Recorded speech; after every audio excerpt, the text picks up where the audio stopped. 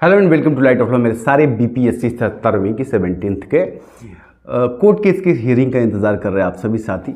30 तारीख को भी सुनवाई नहीं हो पाई थी, जिसको लेकर के आप लोगों ने बहुत सारी संख्या में सवाल दागे थे कि भाई सुनवाई का क्या चल रहा है और क्या मामला है। इस बीच में बड़ी चीज़ ये हो गई है कि बीपीएससी को जो ऑनरेबल पटना हाई कोर्ट ने कहा था कि आप अपना जवाब इन मुद्दों पर दायर कीजिए कि क्या परीक्षा में गड़बड़ी हुई है, आपने 2 पालियों में एग्ज़ाम क्यों कंडक्ट कराए थे, आप रिज़ल्ट कैसे जारी करेंगे और क्या एग्ज़ाम में बड़े पैमाने पे गड़बड़ी हुई है। इन तमाम चीज़ों पर ऑनरेबल कोर्ट ने कहा था कि आप अपना जवाब दायर कीजिएगा। तो बीपीएससी ने अपना 2 टूक में जवाब दायर एफिडेविट के जरिए कर दिया है, उसके ऊपर बात करेंगे।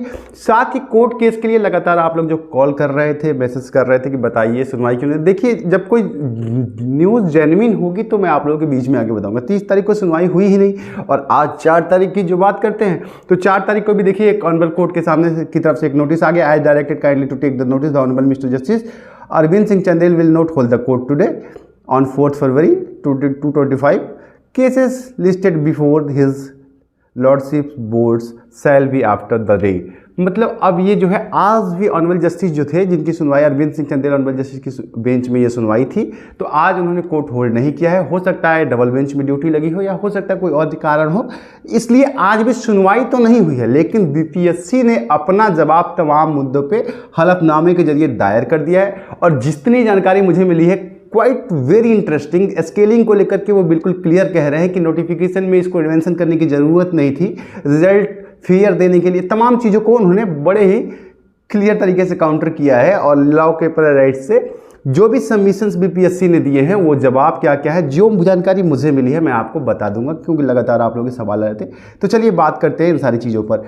बीपीएससी ने सबसे पहली बात तो ये मैं आपको बता दूं कि बीपीएससी ने री एग्ज़ाम कंडक्ट कराने से अपने हलफनामे में, अपने दिए एफिडेविट में इनकार कर दिया है। बीपीएससी को लगता है कि ऐसा कुछ नहीं है कि हम री एग्ज़ाम कंडक्ट करेंगे। अब ये बहस का सब्जेक्ट है, अभी पैनिक मत होइए, अभी तो उनका काउंटर आया है, इधर से हम लोग का जवाब भी तो देना है और अभी हम लोग की आर्ग्यूमेंट ओपनिंग है, बहुत सारी चीज़ें हैं जो हमें रखनी है, तो वो अलग बात है। लेकिन अभी बीपीएससी ने जो जवाब दिया है अपने एफिडेविट में उसके बारे में मैं आपसे बात कर रहा हूँ। हाँ चलिए, और लंबे चैनल पर नए या पुराने साथी सब्सक्राइब करके जुड़ सकते हैं, आपको जानकारी सही सेटिंग मिलेगी।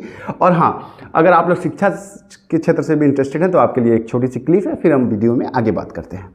दोस्तों, इस वक्त जो है बिहार में शिक्षकों की नौकरी लगातार आ रही है और बीपीएससी टीआरई 4-5 लगातार शेड्यूल में है और इसमें जो है प्राइमरी की शिक्षक की भर्ती सबसे ज्यादा आ रही है। और प्राइमरी के लिए आपकी योग्यता डीएलएड होनी चाहिए, क्योंकि बीएड अब प्राइमरी में एलिजिबल नहीं है। और डीएलएड की तैयारी के लिए देखिए अभी इस वक्त आ चुका है, डीएलएड के एडमिशन ओपन हो चुके हैं। बिहार विद्यालय परीक्षा समिति जो है एग्जाम कंडक्ट करा रही है और उसकी संयुक्त परीक्षा की तैयारी के लिए बेस्ट बुक आपके स्क्रीन पर चक्षु प्रकाशन की आपकी स्क्रीन पर दिख रही होगी, जो कि बिल्कुल नवीनतम पाठ्यक्रम के अनुसार सामान्य हिंदी, गणित, विज्ञान, सामाजिक अध्ययन, जनरल साइंस, तार्किक और विश्लेषण क्षमता, 3000 से ज्यादा बहुविकल्पीय प्रश्न, 6 प्रीवियस ईयर के 60 क्वेश्चन पेपर है। 100% गारंटी है इस पाठ्यक्रम के आधार पर आपका सिलेक्शन का। आप यहाँ पर देख सकते हैं कि पूरा का पूरा सिलेबस आपके सामने यहाँ दिख जाएगा आपको, चाहे वो जनरल हिंदी का सिलेबस हो, जनरल इंग्लिश का सिलेबस हो, मैथ में आप देखिए एक जो नवीन पाठ्यक्रम है, इसी तरीके से आप लगातार ले सकते हैं। लिंक्स आपको डिस्क्रिप्शन में मिल जाएंगे, जिसके जरिए आप अपनी तैयारी और भी बेहतर कर सकते हैं। आप सबको ऑल द बेस्ट जी। तो देखिए, बीपीएससी को ऑनरेबल कोर्ट ने कई सारे सवाल पूछे थे, जिसमें एक सवाल था री एग्जाम को लेकर के कि आपके परीक्षा में गड़बड़ी हुई है, आपने एग्ज़ाम 2 सेंटरों पे, मतलब आपने अलग अलग कंडक्ट कराए, आपने खुद, अगर आपके एग्ज़ाम में गड़बड़ी नहीं थी तो आपको सेंटर रद्द क्यों करना पड़ा अगर पेपर लीक नहीं हुआ था। तो इसका जवाब कोर्ट ने पूछा था। साथ ही रिजल्ट को लेकर के पूछा था, मैंने आपको बताया था। तो ये तमाम जवाबों को बीपीएससी ने अपने हलफनामे में दायर कर दिया है, जिसमें से बीपीएससी बड़े ही स्ट्रांगली ये कह रही है कि हमारा पेपर लीक नहीं हुआ है। एक सेंटर पे परीक्षा में अनियमितता नहीं हुई है, वहाँ पर व्यवस्था की गड़बड़ी हुई और जिसकी वजह से पेपर लेट हो गए छात्रों के, और इसलिए हमने उनको फेयर अपॉर्चुनिटी देते हुए दोबारा एग्जाम कंडक्ट कराया, लेकिन हमारा पेपर लीक नहीं हुआ है, इसलिए री एग्ज़ाम नहीं होना चाहिए। पहली बात बीपीएससी का जवाब जो है, हो सकता है जो मुझे जानकारी मिली है वो मैं आपको बताता चल रहा हूँ। दूसरा, उन्होंने हवाला दिया है सुप्रीम कोर्ट के ही जजमेंट की, जिसमें यह कहा गया है कि किसी भी परीक्षा में अगर 10% से ज़्यादा या 10% तक अनियमितता होती है तब री एग्ज़ाम करना मैंडेटरी होता है, अन्यथा ये जो है एजेंसीज के विवेक शक्ति पे है या फिर ऑनरेबल कोर्ट उसका निर्णय लेगा, लेकिन 10% से ज़्यादा हो तो। अब इसमें भी बीपीएससी ने ये कहा है कि 10% चूंकि नहीं हुआ, एक सेंटर पे गड़बड़ी हुई है और वहाँ 7000 की संख्या थी, 3.5 लाख में, तो 10% कहीं से भी नहीं होता। इस कानून की वजह से, सुप्रीम कोर्ट के इस नियम के आधार पर भी री एग्ज़ाम ज़रूरी नहीं है। तो ये दो बातें मैंने आपको बताया। अब जो है जो सबसे बड़ा सवाल है उसका जवाब अभी तलाशना बीपीएससी को बाकी है। बीपीएससी ने उसका जो भी दायर किया है सप्लीमेंट्री, उसकी जानकारी अभी नहीं मिली, लेकिन मुझे जो खबर मिली है बीपीएससी से, जो भी जानकारी मिली है, quite I am be wrong, वो ये है कि बीपीएससी ये कह रही है कि जो कि मैंने बार बार आप लोगों के सामने क्वेश्चन रेज किया कि भाई रिजल्ट आप कैसे देंगे। 2 सेंटर पे आपने एग्जाम करा लिया, नोटिफिकेशन में आपने नॉर्मलाइजेशन का जिक्र नहीं किया, स्केलिंग का आपने जिक्र नहीं किया, अब आप रिजल्ट कैसे दे दिए हैं। और रिजल्ट में भी भारी गड़बड़ियां हैं, उसका तो अलग ही सवाल है, उसको लेकर के भी मैं बहुत सारे साथियों का सवाल आ रहा है, तो मैं उसको लेकर के भी एक बार बात कर लूंगा।